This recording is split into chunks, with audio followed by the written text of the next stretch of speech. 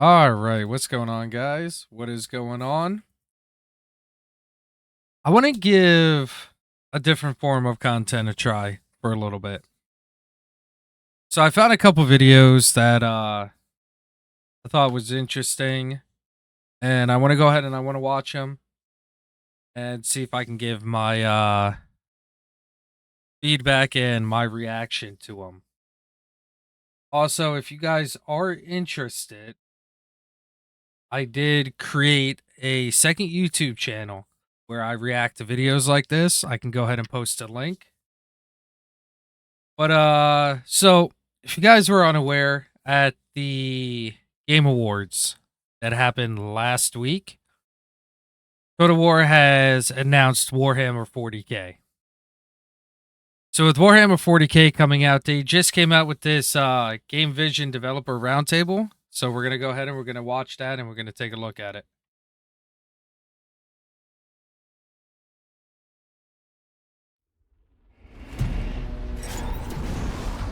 We've taken it so much further with this game. There is war everywhere. You're not fighting on one planet, you're fighting on many planets. That's huge even for Total War scale.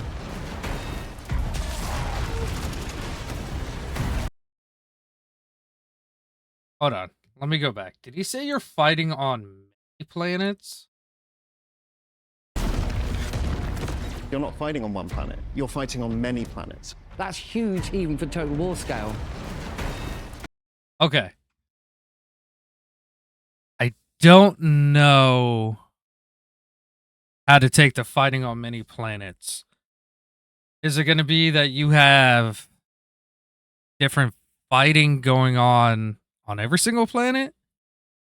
Or is it going to be where you take over a planet and then you invade another planet? Are you going to be able to kind of pause what you're doing on one planet and go to a different planet and not have to worry about it? Or are you going to have to take care of every planet at one time? That's a different take on Total War.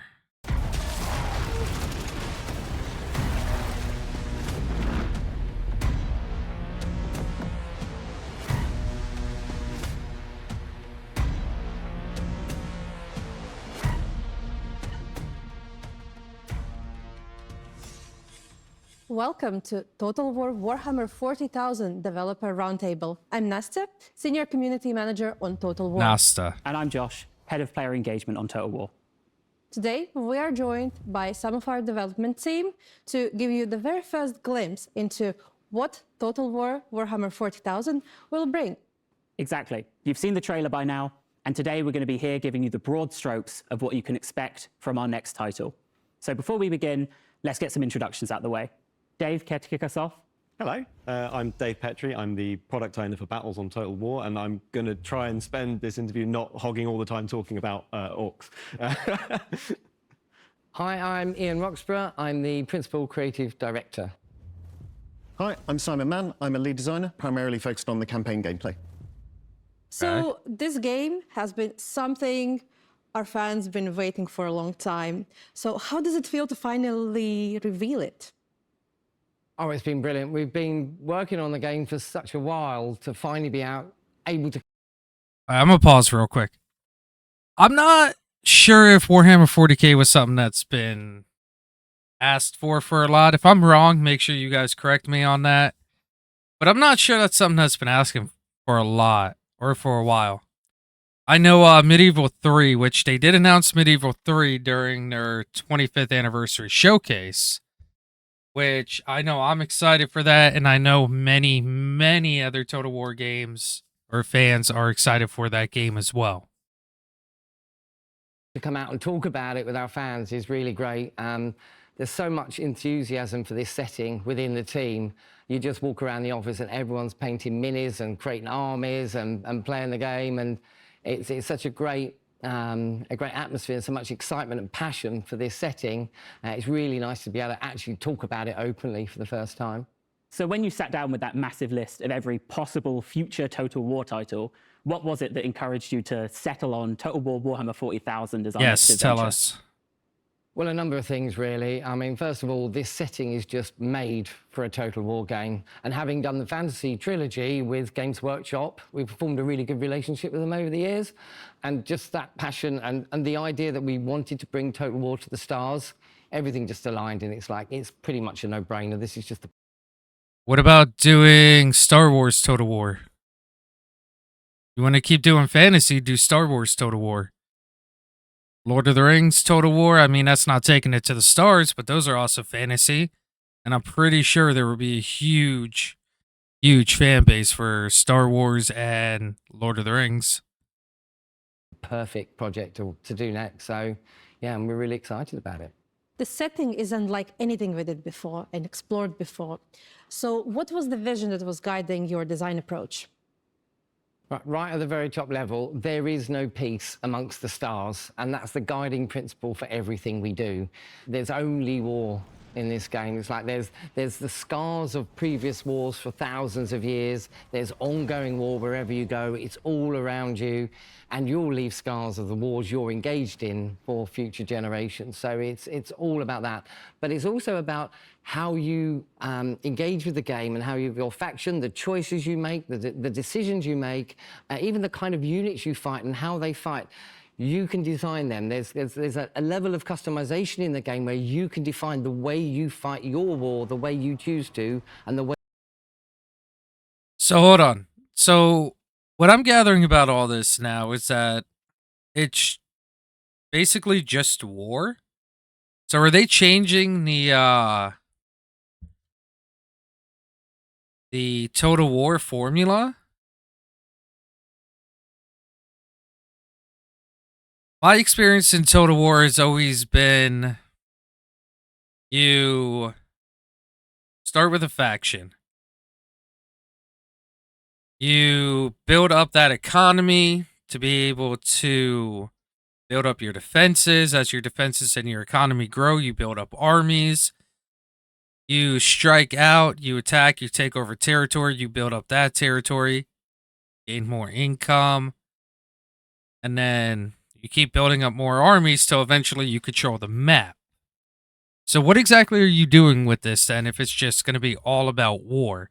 Are you keeping the same formula, or are you just making it a more war-focused game? way you define your stories and how that internal narrative... I'm sorry to pause again, but that laser was just sick. That laser was fucking insane.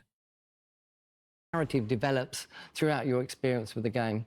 Well, you've just touched on them there, but the factions. So this is a setting with a massive, rich, diverse cast of factions and characters and settings. How did you go about settling on Space Marines, Astra Militarum, Orcs, and Eldari as our starting races? So I think one thing we wanted to do was seize the opportunity to make some really cool asymmetric factions. I think the Warhammer 40,000, certainly the tabletop and the universe itself, offer us a lot of opportunities to bring asymmetry between these factions. They're all very different, right? If you look around this room and all the different kind of 4 factions you see around you, they're all going to play and feel very different to one another. That obviously meant we couldn't do all of them at once, right? We had to... That's a good thing. That is a great thing. Each faction plays different and they feel different. In too many Total War games recently, when you pick a new faction, you kind of been playing them the same.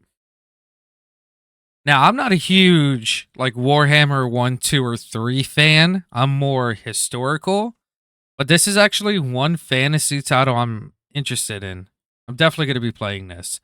But I really like that each one plays differently. to pick just a limited number because we really wanted to put the effort in to make each one very special. We decided to start with the Space Marines. For us, we think they're kind of one of the most important factions for our telling of the Warhammer 40,000 universe. Well, yeah, they made They 2 are this games elite about them. troops. They are the kind of scions of the Emperor. Their goal is to defend humanity, protect it from threats both within and without. But they're very limited, right? There's not lots of them. So when you're playing as them, you're not fielding tens of thousands of troops, right? You're fielding maybe kind of 100, 200 troops. But each one of those is worth 100 of any enemy. So they're really fun to play. So we're going to be limited in our number of Space Marines. Are we going to get other troops that we could play? Like, are we going to get just regular grunts or regular soldiers that we can fill up an army?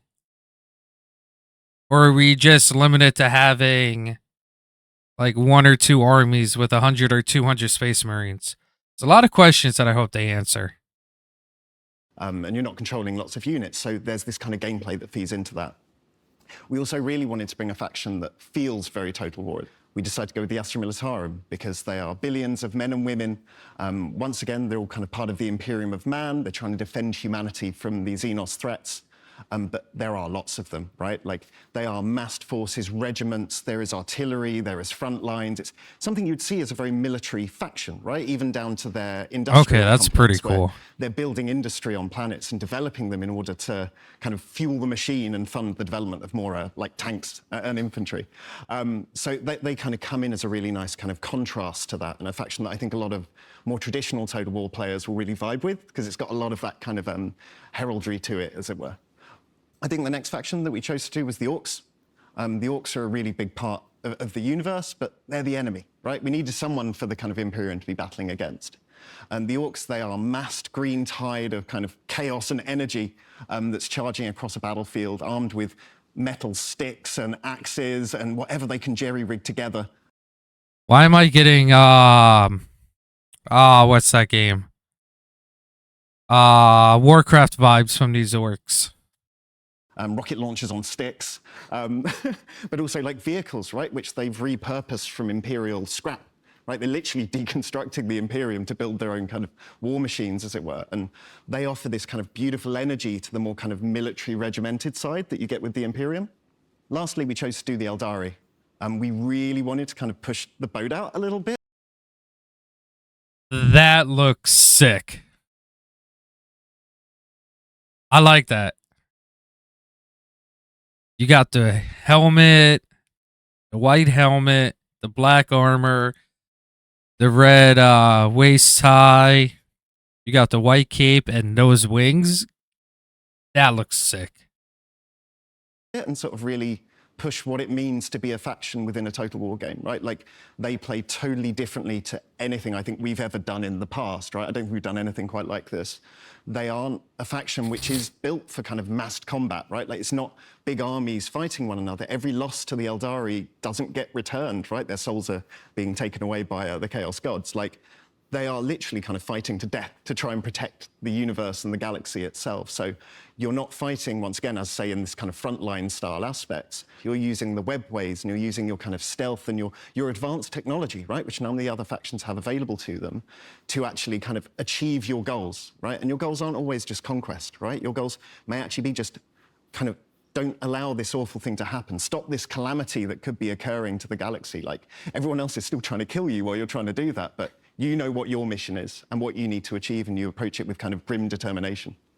So how did that affect the Okay, so far we got 4 different types of factions. We got the main Space Marines that are what they made Space Marine and Space Marine 2 about, like elite soldiers. Then you got just your kind of mass men and women who are fighting. You got your Orcs, and then you got these like super high-tech guys. I mean, I could see it being, how am I trying to put this? This would be definitely a different take on the Total War franchise. And if this goes well, I could see them doing like a Star Wars, a Lord of the Rings one, that type of thing. Which Star Wars, I think, would be amazing. But Lord of the Rings, Total War, Lord of the Rings, that would just that would blow it out of the water. design approach? So I think the main thing is when we took the kind of Space Marines, right? Like, as I say, I think for us they're a really important faction for what kind of we want to tell in our story of this universe. They're not like a traditional Total War faction in a lot of ways. They are a very limited force. So it's going to be a really fun gameplay style. If you are these kind of superhuman troops, but I guess your kind of weakness is you're limited in number, right? Like, you can take on any foe on those battlefields, but you've also got to make sure you're kind of measuring your losses, right? Because you're not building infrastructure, right? You're not kind of able to build new constructions in the same way as maybe the other factions. So you are really reliant on these troops that you've brought in to fight the battle, but it's also really fun to fight the battle as them. And what about Astro? Okay, so that answered that about the Space Marines. So you're not really doing any construction, stuff like that. So it's probably going to be that you have like a home planet where you can make these guys, like train them and send them to fight. And it's going to be where kind of have to take them over, but they don't replenish on their own. So it just kind of sounds to me like once you lose a unit of Space Marines, that unit's just gone forever, and you kind of have to make a new one where you're able to. Militarum, they are quite different. They are. They're a lot more of a traditional, I like to call it a Total War faction. You know, mass I think that's the one I'd be starting as. Lines and artillery. If you want that more Total War experience when you play this game, I'd pick up the Astra Militarum. They're definitely hitting that right on their head. How is it that they're emulating that traditional Total War experience? Well, as I said, it's more about building up resources, supply, building infrastructure to recruit an army in what you would expect most Total War games to have as a core. With some of the other factions, we're moving away from that and trying very asymmetrical ideas that you progress through the game in slightly different ways. Whereas with the Astra Militarum, they are the humans throughout the galaxy. So, you know, it's more grounded in what we would say Total War has been as a staple for so many years. So, to me, that's my meat and drink. And what about Eldari and Orcs? The Eldari have been really interesting for us, right? Like, as I said, I think sometimes This is what I'm interested in. They're so unique that you kind of have to do them justice, right? Like, they are a dying race due to a kind of major cataclysm that has occurred to them many, many kind of eons ago. So they are kind of trying to prevent these cataclysms occurring, kind of more tragedy that could befall kind of humanity or any other race in the galaxy. They're not a faction that will fight. Let's just take a moment to look at that armor. That armor is sick. I like that armor. You got the helmet with kind of like the, what is that? Like deer antler things coming to the side. You got the greaves. You got the shoulder pads. But then you got kind of like that molten core. Like, I don't know if that molten core is their body or if it's their armor. Either way, though, that's sick. Toe to toe. You're utilizing your webway gates as a kind of traversal mechanism to move quickly from place to place, including moving to your craft world, a kind of off-map setup piece, which is actually where you're recruiting all your units. And you're setting up your various shrines, which allow you to access your more elite troops going through. So there's this really interesting gameplay here that, once again, a bit like the Space Marines, you're quite limited in number. Your troops are not a kind of infinite resource that you can use. You're actually kind of having to, once again, use them carefully because they're all a glass cannon. Every soul lost is a soul not returned, right? So you have to really pick your fights and kind of challenge your enemies. And then there are orcs. So before we get into the orcs, so it sounds like the Militarium is your standard Total War faction. The Space Marines and the what's the name of the other one? I'm gonna butcher this so bad. The Auditari. They kind of have like their own off-world type of area where you can recruit troops and make them better. But you only have a limited number that you can fight with. That is definitely an asymmetrical way to play Total War. It's something I'm going to have to give a try. And then there are orcs. Go on, Dave, do it. They're much less about that sort of like weird, sneaky stuff like hiding. They're much more upfront about building up a huge mass of boys and basically smashing through the solar system, through the galaxy in a big, terrible war, right? When that comes to the campaign, there are actually some sort of parallels with the Astra Militarum, for example, in that there are loads of them. They are building up resources, but they are much, much more about building up momentum and continuing to fight and continuing to It's crumping with the lads, you know, it's continuing Crumping to with the fight lads. and continuing to push forwards a front line and making sure that the boys don't get bored and start fighting each other, right? It's about taking him and his lads and basically smashing along and keeping that momentum up and making sure you've always got something interesting to sink a chopper into. Dave likes the orcs. I love orcs. Yeah. Wouldn't be able to tell. You've grown the scale for what we're fighting for from provinces to planets. How are you going to capture both the small details of planetary warfare and obviously the wider conflict? Before they answer that, my other question is it going to be where you invade a planet and you fight and you take over like that area of the planet and then you got to keep invading other areas?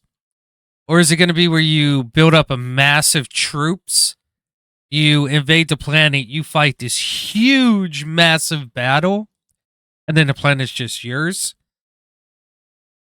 See if they answer. So it kind of starts with you're fighting on a planet, right? You're fighting in a battle, a kind of real-time experience. You've got thousands of troops kind of charging across the surface of a hive world, right? Kind of fighting in the streets of a hive city, firing powerful bombardments kind of at one another, either from orbit or from our field, right? And you're kind of fighting to take that hive city, maybe back for the Imperium in some manner. Zooming out a bit further than that, that was a battle on a planet, right? So once you complete that battle, you're now on the planet. You captured the region. Well done. Okay. Hive city, it's now yours. Because you've taken that hive city, you now have access to further resources and large populations of it, like billions of people are living in these hive cities. That affects your kind of campaign across that planet, right? Because you've captured that hive city, you've now got a staging point. Okay, so it is where you're going to invade a planet, take that region or province if you want to go back to like an old Total War, and then you'll be able to continue fighting your way across. But now with the again, I'm going to butcher this name, the Auditary and the Space Marines, are you, if you have an off-world site where you can build up and recruit troops, are you going to be able to transfer more troops in? To advance across the other regions of the planet, each of which themselves would be a different kind of battle type. Kind of zooming up further to that, you then have your kind of fleets around the planet, right? Like your fleets are able to drop forces to where they need to be into kind of certain key regions. They're able to support. Wait, can we control the fleets? Can we actually use them to fight? If we can use them to fight, that would be sick. With, as I say, off-map bombardments, both in campaign and in battle. But then they're also able to kind of just ferry your troops. They are transport as well as that. And obviously, that's because you're not fighting on one planet. You're fighting on many planets as you go. You're traveling your forces kind of to many different front lines, many different battlefields, trying to take control of this overall planetary system. So your fleets are kind of your key motivator for that. And obviously, it's not just traveling planet to planet, right? Like there are anomalies, there are things to do in the space between as well. So there's a strategy layer that you're kind of having to interact with. We didn't stop there. Like even better than that, like we are now offering you kind of a further context, right? Like much like campaigns give a context to your battle, right? Capturing that hive city changed the way that you play. We are now saying that actually your campaign matters. The result of this campaign will change the kind of future of the galaxy itself, because we've moved up to this other layer where you're fighting in what we call a crusade theater, which is a kind of area of the galaxy which is seen as a kind of hot point for conflict with factions fighting one another. Okay. And in these key areas, you are fighting in systems. You're also sometimes just fighting pivotal battles as well. And that's the idea behind it, is you now have a context for it. It's not just a campaign and it's a one and done thing and you had great fun and it's over. It's a campaign, you had great fun, look what it's done to your next steps. What campaigns trigger from that? What battles come from it? How do you advance your faction after? So hold on, is it going to be where it's like an ever-evolving campaign till you destroy it? Or is it just going to be, once you take over the planets, the campaign's done type of thing like older Total Wars? To that, so when you go into the next campaign, maybe you are more prepared or even more powerful than you were previously. So the scars of your campaigns and your battles, they're all going to be shown on that Crusade theatre level. But what's the worst thing you could do to a planet? You can destroy planets entirely. Yes. So previous, bad. it's pretty Yes. bad. Yeah. Unlike previous games as well, we obviously have let you raise cities, but there was always an opportunity to rebuild. But in the world of kind of Total War Warhammer 40,000, we are actually letting you just blow up and destroy a planet. It is a permanent action. There's no backseas, there's no takebacks. But also remember, it's not something that can be done frivolously, right? Like blowing up a planet by the Imperium is something requiring multiple layers of authorization. They would much rather throw away 1 billion human souls to reclaim a world than destroy it. However, there are extreme circumstances, and we do let you push the button. Fantastic. Well, assuming we I can tell you my first time playing against the Imperium, I'm going to see how many planets I can blow up. Just, why not? have anywhere to fight, I have a very big question for you. There's been a lot of speculation about it. You know, it's such an integral part of Total War, and fans have gone back and forth on how we'd do it, how we wouldn't do it. Battles. How did you approach designing battles in Total War Warhammer 40,000? Oh, there we go.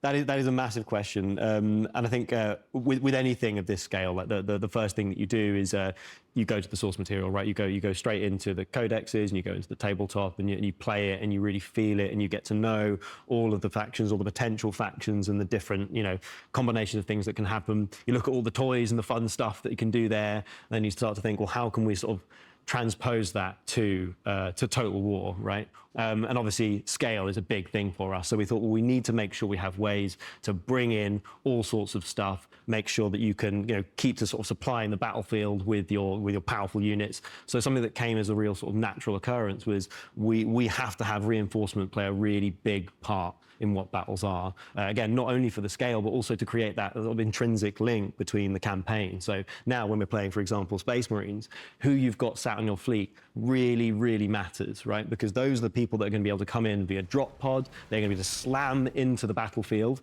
We're going to talk about destruction. They can knock down buildings, right? They can destroy elements of the battlefield. Hold on, I just seen that. We're going to talk about destruction. They can knock down buildings. Are we going to be able to change the color of our units and like change how they look? Right? They can destroy elements of the battlefield, change the battlefield, and they can start killing things where you need them to be, right? So the Space Marines can become all about that sort of like,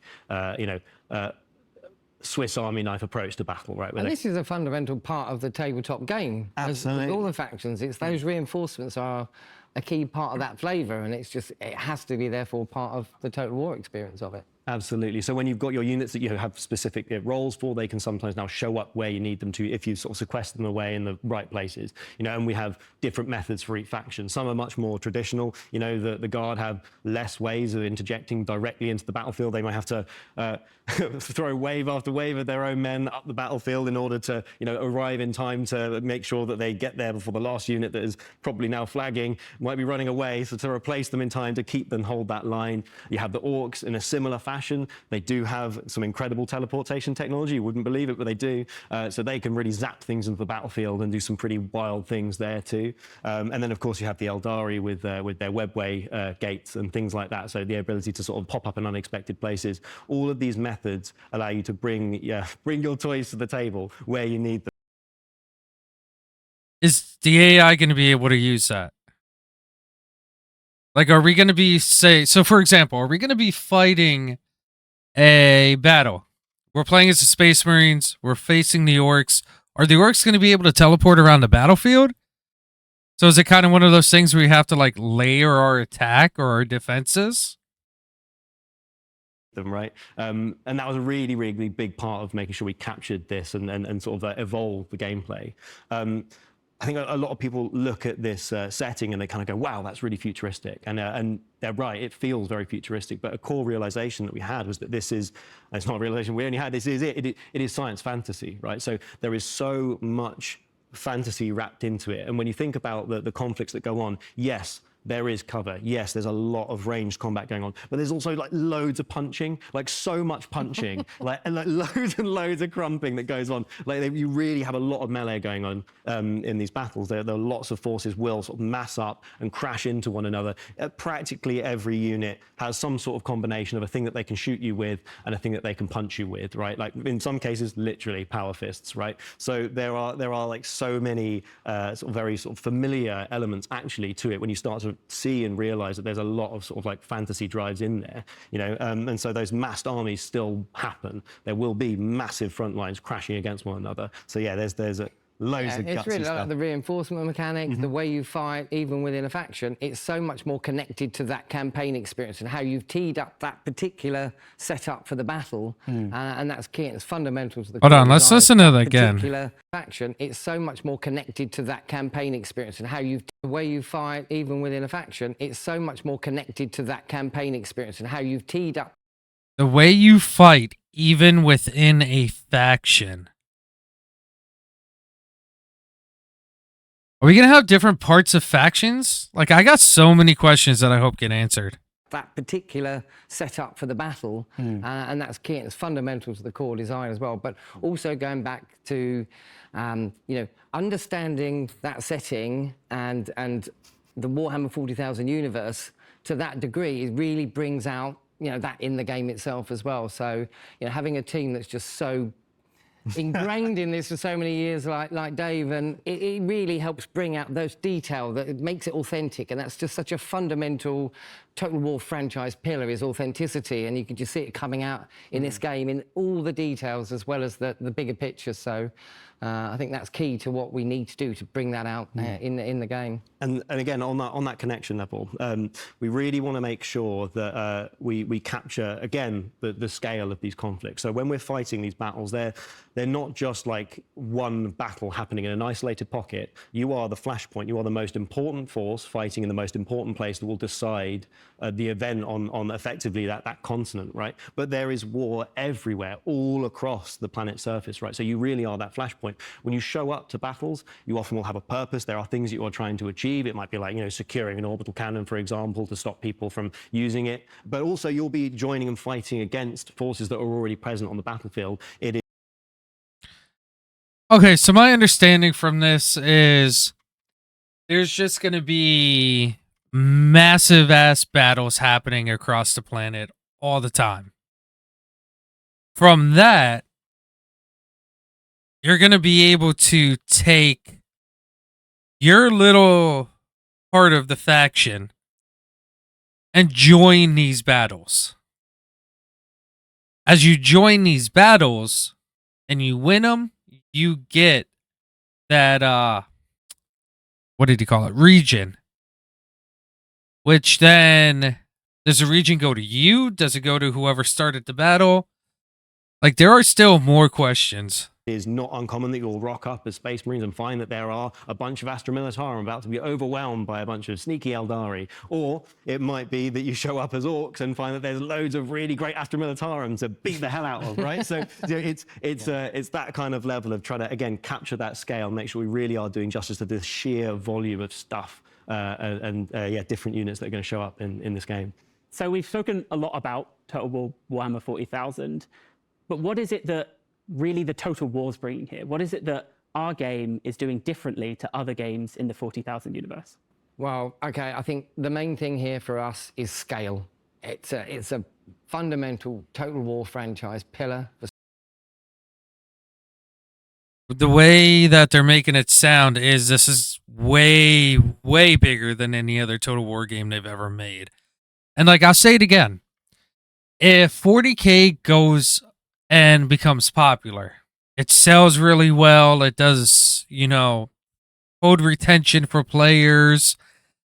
And they are able to show Sega that fantasy titles, branching out to different fantasy titles, actually has a fan base.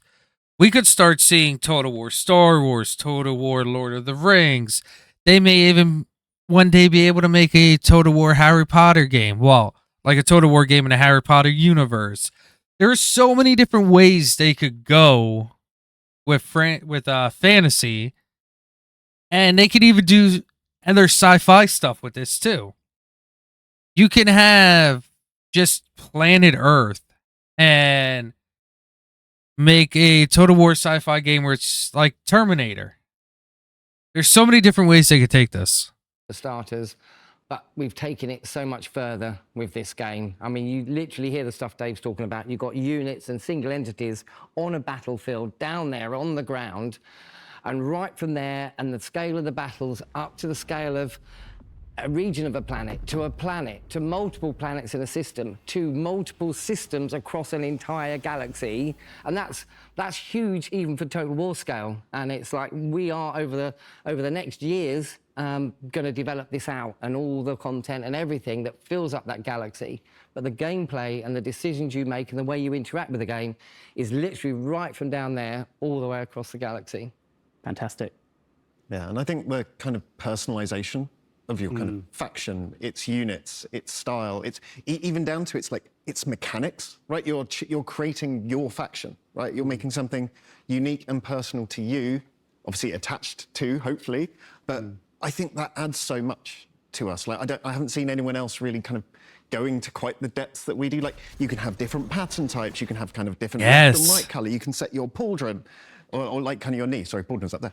You can set your kneecap to a different color. You can have different decals around your faction. If you want to be a kind of like a, you know, kind of an Ultramarines fanboy and have kind of like the sigil of Ultramar everywhere, you can do that. It's really fun, and we've generally found anyone who's playing it spends a lot of time on that bit, right? Because you really want to make your own faction and feel that. And I like that. That's good. That's good. We get to set our faction how we want. Are we able to set different units in our faction how we want?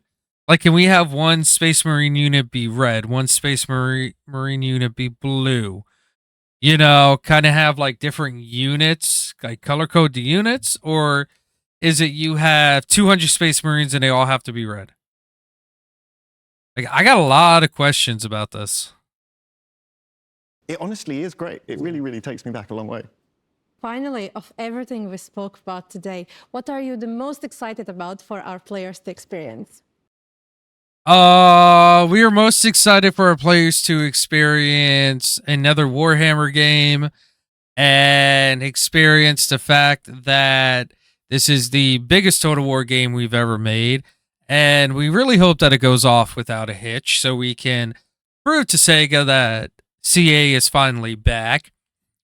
And forget about the absolute slop that was Pharaohs and the semi-slop that was Total War Three Kingdoms, even though I really enjoyed Total War Three Kingdoms. I'm a huge Three Kingdoms history nerd. I fucking love ancient history. But that's beside the point.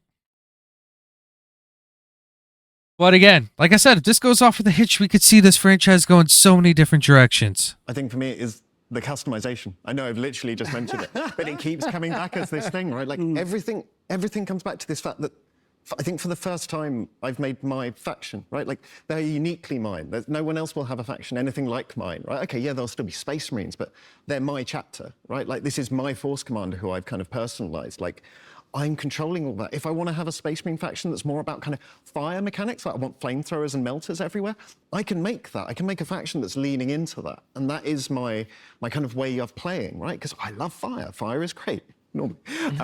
But that's the thing is... Okay, that's pretty cool. You make your own kind of gameplay, essentially, right?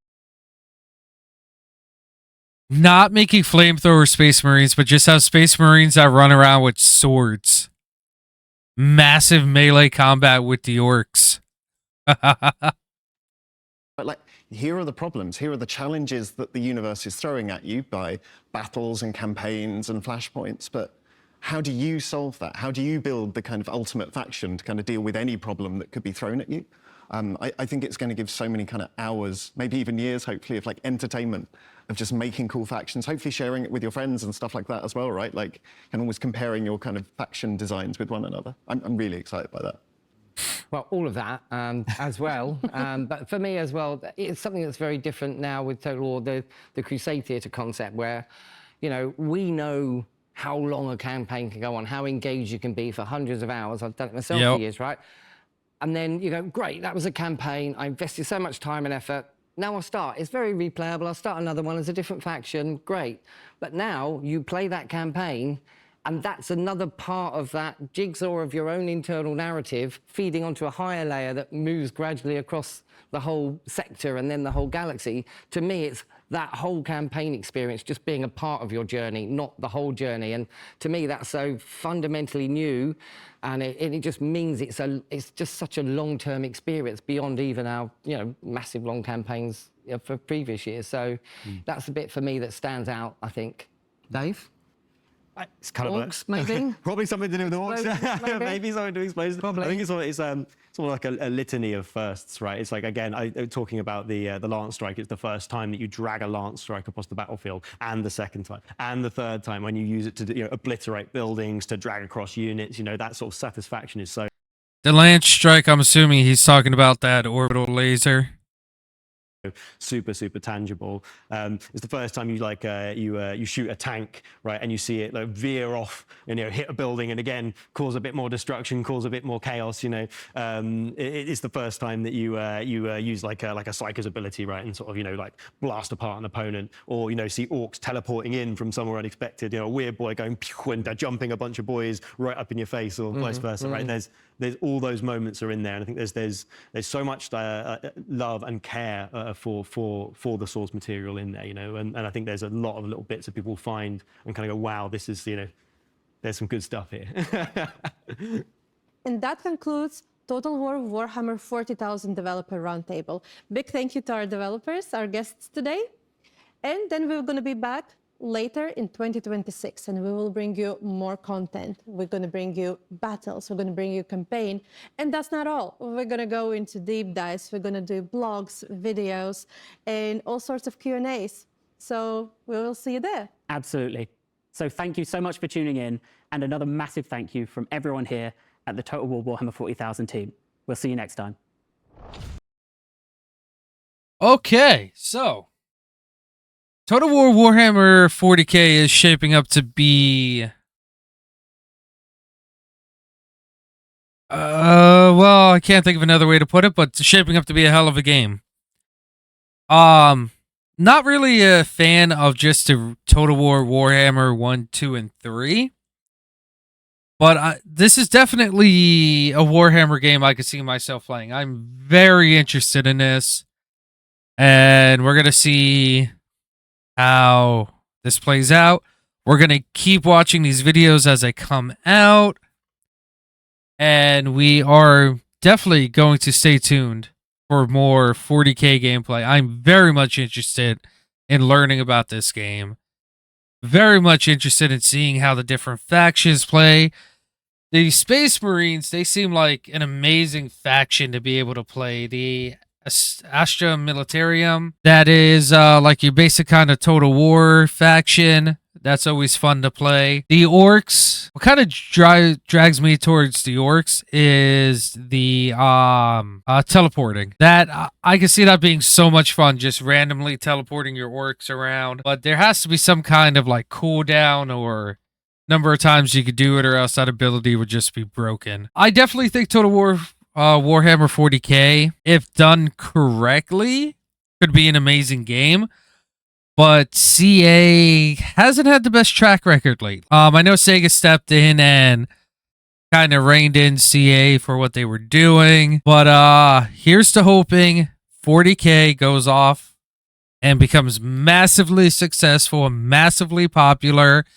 And Total War kind of starts branching out into other things like I said, the Lord of the Rings, the Star Wars, even maybe one in the Harry Potter universe. You could have a Terminator one.